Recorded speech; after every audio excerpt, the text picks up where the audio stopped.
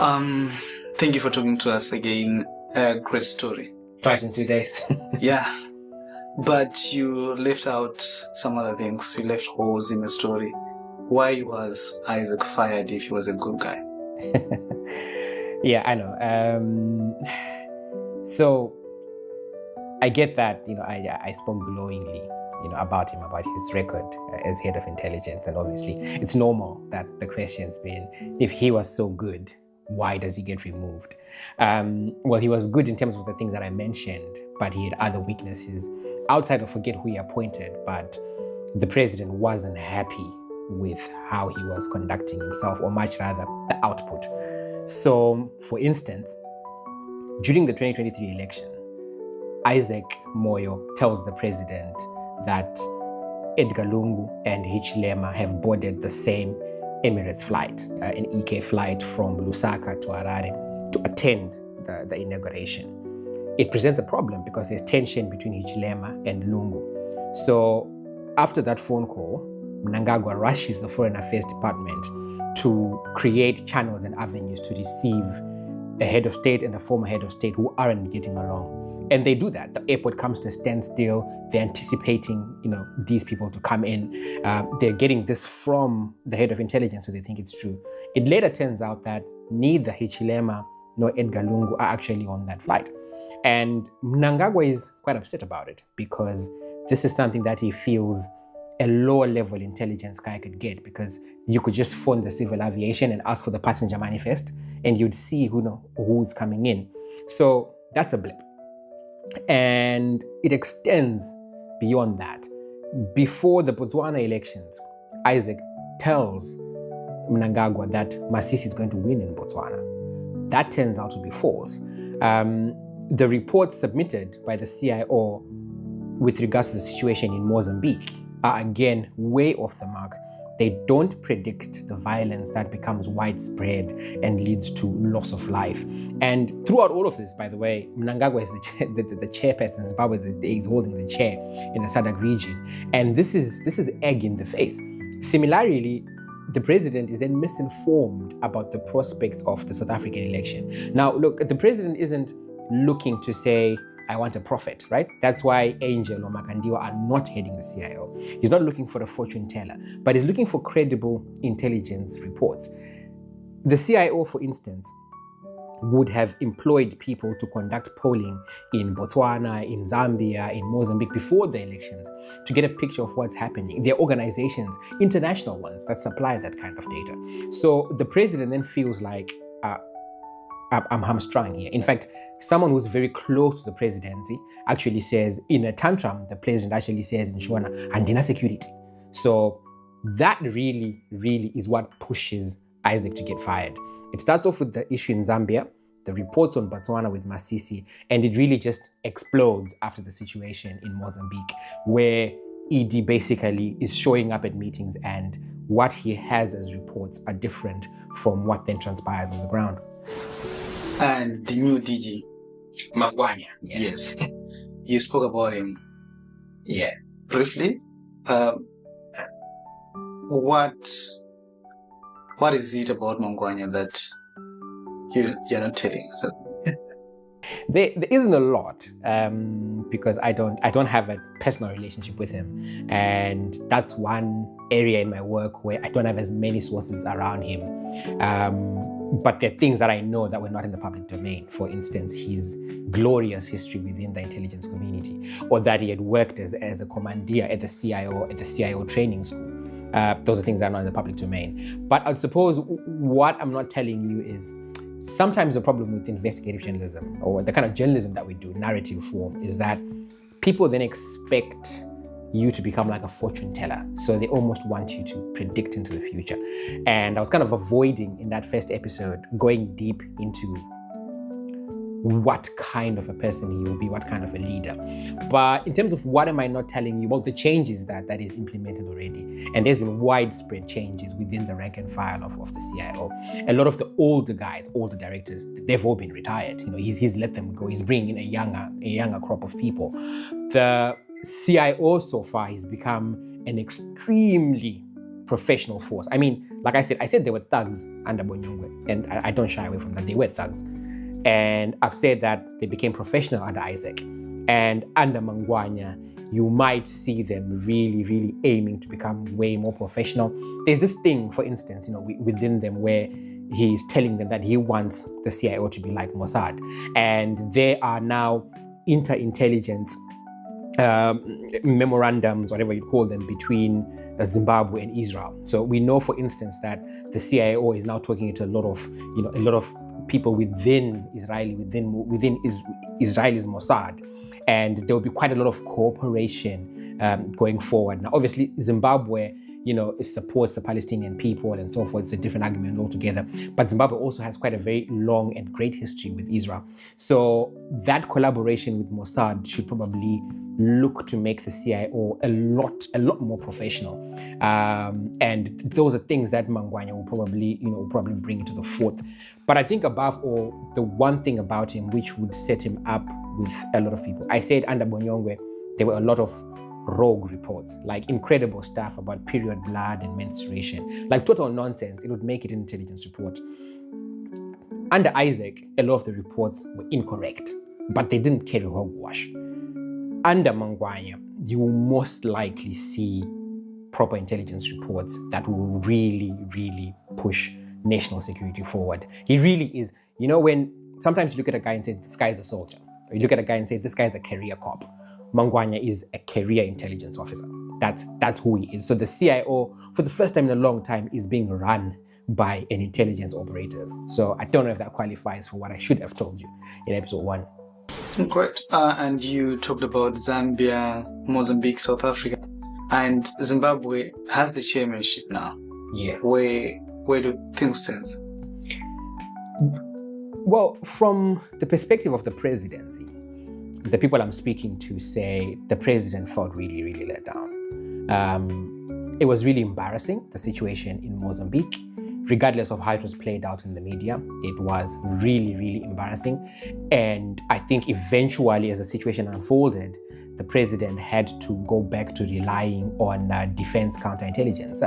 People usually call it MID, but it's actually MDI. And defense counterintelligence had to step in to start assisting him. Now, when ED gets into power, initially, he's surrounded by defense guys only. Right? Things change after White City, because when that bomb goes off, for instance, and I know I'm now digging into a story which we're going to touch on in future, but for now, just on the surface, when White City happens, everybody around the president is mostly from defense counterintelligence. And some of the criticism there, when they're doing the analysis afterwards and splitting hairs, is that the president is being protected by soldiers, some of them in police uniform. But soldiers are trained for combat, they don't act like policemen, they're not as good as the guys from the close protection unit, for instance. So he starts to shift gradually back to using the CIO, to using the police. And he now allows defense counterintelligence to deal only with matters of defense. But he relies on them on Mozambique, and it feels embarrassing. There are instances where, as the head of state, he's then in conversation and dialogue, with some of his counterparts, and he is then, presenting that. But I was told that Masisi would win. I was told that, Hichilema would lose. I was told that ANC would win, and it's really, really embarrassing. And obviously, Zimbabwe as a country has a significant interest in what happens with, around with its neighbors and around its borders. So what happened in Botswana was embarrassing for ED, but what happened in Mozambique was worse, because that played out almost on a global stage, and he blamed the intelligence for that, and he blamed Isaac. Didn't blame him as a person, but he blamed him as the director of the CIO. And I think his inclination was there are things that Isaac should have known, and he didn't know them, and for that he lost his job. Something else. And finally, what about other sectors of intelligence? What are they up to? Well, I've touched on defense counterintelligence, military defense intelligence. They are probably the most efficient and effective arm that we have at the moment in the country. Police intelligence, police crime intelligence, they are quite, I think their hands are tied with the amount of armed robberies going on, the amount of crime and this and that. And obviously now we have this 2030 thing coming into the fore. The problem that presents is that it incentivizes telling the president what he wants to hear.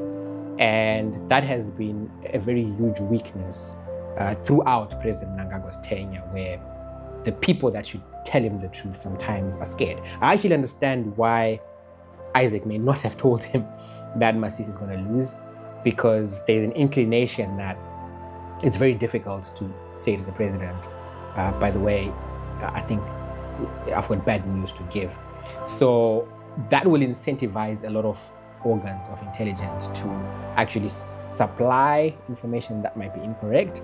And we might see, a lot of that as we go forward. I mean, I was privy to seeing a report, for instance, about Geza the other day, and quite a lot of stuff in that report was frankly incorrect and was lies. But it's a story I'm still digging to try and find out where has it come from. But you can understand how a junior officer might feel that coming up with a rogue report about Geza, for instance, can incline him better to the people edging for 2030. Because look, make no mistake, the people within ZANU-PF that are for 2030 are not as wealthy as the people, they are wealthier than the people that are not for 2030, right? You look at the people that would be perhaps in the vice president's camp, they don't have enough wealth to compete with your Taguides and your Wikno Shivayos and so forth. And again, as I said in that first episode, CIOs couldn't afford $2 for a plate of sadza. So they may be incentivized to come up with a lot of other, rogue reports, but it's speculation.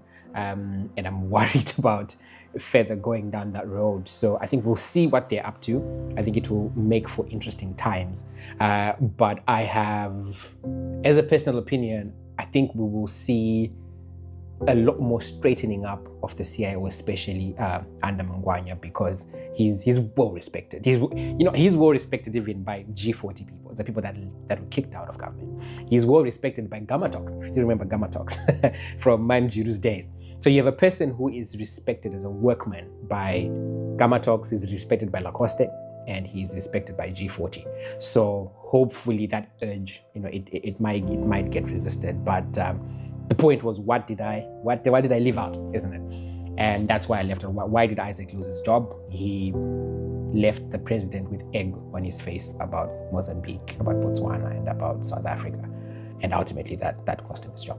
And probably before we go, in the last episode, you talked about how Isaac refused to take down Nelson Chamisa.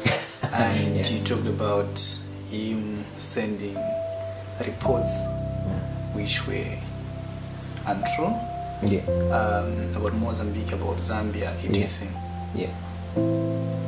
Where does this put the former DG? I can answer it in two ways.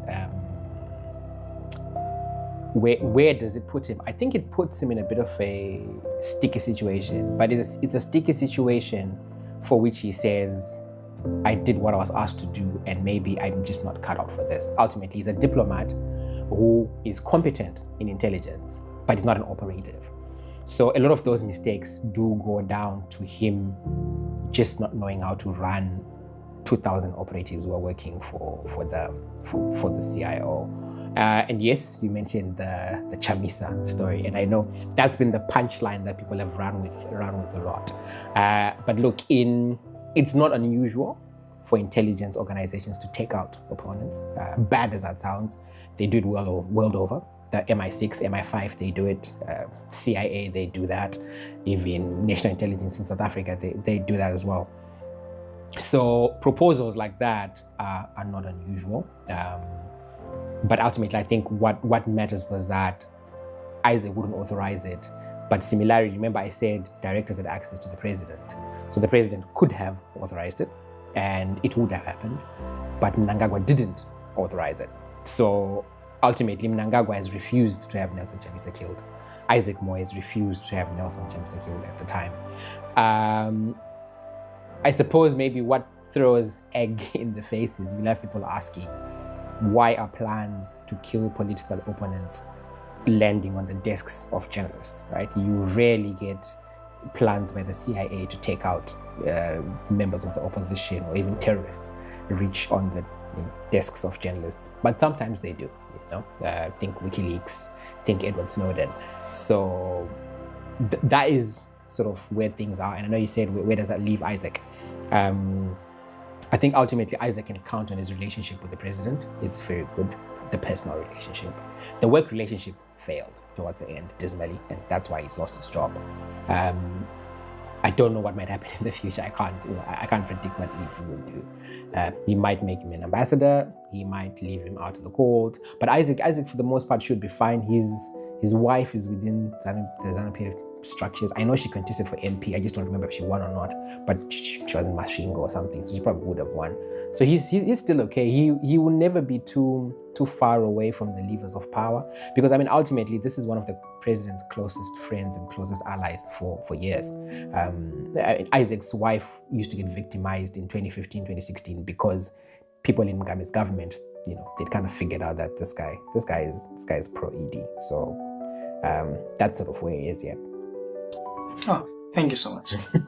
It's always a pleasure. So yeah, and thanks again everybody who's watched. That was me and my colleague at Dagup. We had to do a part 2 because he had questions. He kept on asking me, you're not telling us other things. So that's what I had to say. We'll see you again next week. In the next episode, we have an investigative story that we're publishing next week. And I think finally we'll be able to release episode 1 of Unearthed, the podcast that we've spoken so much about. So this one's meant to be short. It's a Saturday, go have a beer at the pub and relax. And again, thank you for tuning in to Dug Up. We will pick up our shovels and go back to digging. Cheers.